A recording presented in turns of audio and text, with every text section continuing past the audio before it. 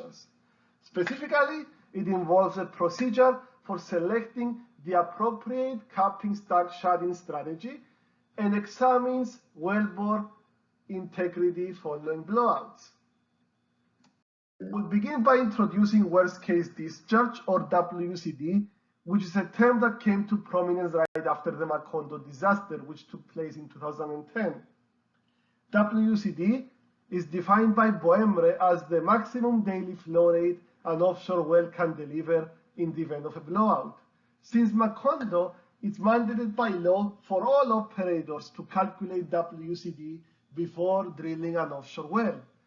This involves a complex inflow-outflow assessment involving every zone that can possibly contribute to the overall flow coming from the discharging well. This slide shows the chronological series of the main milestones in regards to this subtopic. We start in 1969 during post-blowout capping attempts,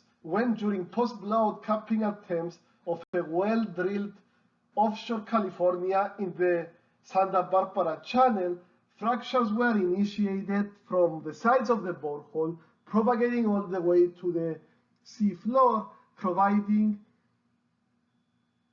a migration pathway for hydrocarbons to broach into the seawater, causing a massive ecological disaster in the place that was arguably the best occupation location for a petroleum engineer. 41 years later, during Macondo, there were fears of the same situation reoccurring. Thankfully, this did not happen. Nevertheless, Macondo spanned off a number of research studies related to loss of well control, such as casing integrity following blowouts and WCD estimations, with Chevron in 2015 publishing a study where they investigated a number of scenarios in the Gulf of Mexico where fracture initiation and subsequent broaching is a real possibility. This takes us to today, 2020. The question we should be asking ourselves is, how can we predict and, if possible, prevent these terrible events from taking place?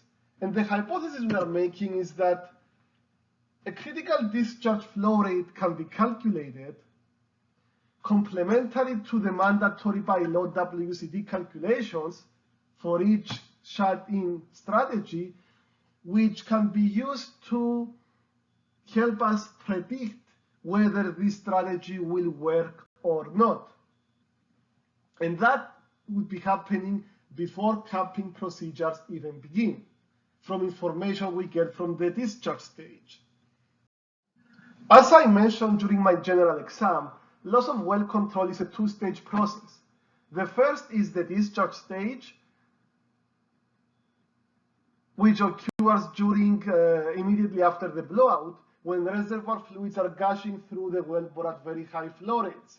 The second is the capping stage. This is when you regain control of the discharging well, and the capping stack, which is the blowout preventor's big brother, is installed on top of the broken blowout preventer, and the flow is shut, making the pressure inside the wellbore to build up inadvertently. As we see from this plot, the pressure build-up trend can vary significantly, which is a reflection of the capping stack shut-in strategy employed. With the dotted line, we have the single-step shut-in, which leads to an abrupt pressure build-up. And with the solid line, we have a multi-step shut-in, which takes place over a predetermined schedule involving a set number of steps over a set duration. This leads to a gentle, more incremental pressure buildup, which at any given point in time is less than what the shut-in pressure would be for a single-step shut-in for the same conditions.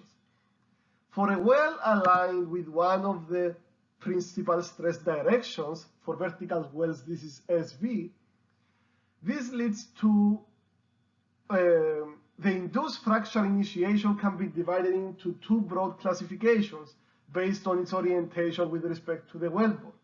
The most common is longitudinal fracture initiation, shown with the red here on the right, which occurs when the tangential stress on the radius of the wellbore becomes more tensile than the tensile stress of the rock. And the least common one is transverse, which is shown with the blue here on the left, which happens mainly in shallower depths. And this takes place when the axial stress on the wellbore radius becomes more tensile than the tensile stress of the rock. For this subtopic, we consider a vertical wellbore, which consists of a cased hole section followed by an open hole section underneath.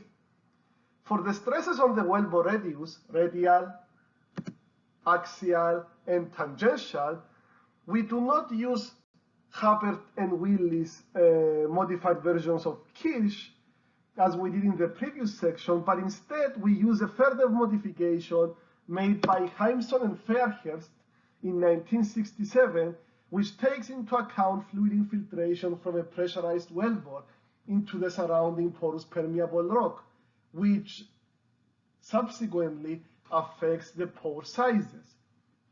This enables deriving a constitutive relationship for a porous permeable solid where as the fluid moves in and out of its pores, changing the pore pressure, those pores expand and shrink accordingly, as this animation shows. Using these expressions is more applicable when it comes to higher permeability formations compared to shale. However, the primary reason why I used these expressions is because for the equation of the axial stress, which is now indicated with its sigma ZZ because the well is vertical, assumed to be parallel to the Z-axis, there is terms for the wellbore pressure. This allows rearranging of these equations to derive an expression for transverse fracture initiation, which was impossible using the Hubbard and Willis modification of the Q stresses. With those Hubbard and Willis modifications, we could only get a fracture initiation pressure expression for longitudinal fractures. An allowable stress state diagram can also be used in this problem for illustrating the conditions in which prevailing in the question. The red and blue lines are drawn using the equations shown in the previous slide.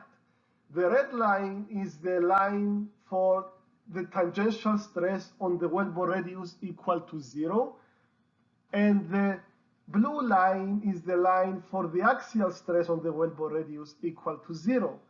Hence, the limit of transverse fracture initiation at an assumed rock tensile strength equal to 0. The yellow region behind either of those two lines shows the range of stress states where either a longitudinal or transverse fracture initiation is induced. The two lines shift to the right, enlarging this yellow region if 1, the Poisson's ratio of the rock formation, or 2, the wellbore pressure increases, and vice versa. Is ultimately a material balance problem.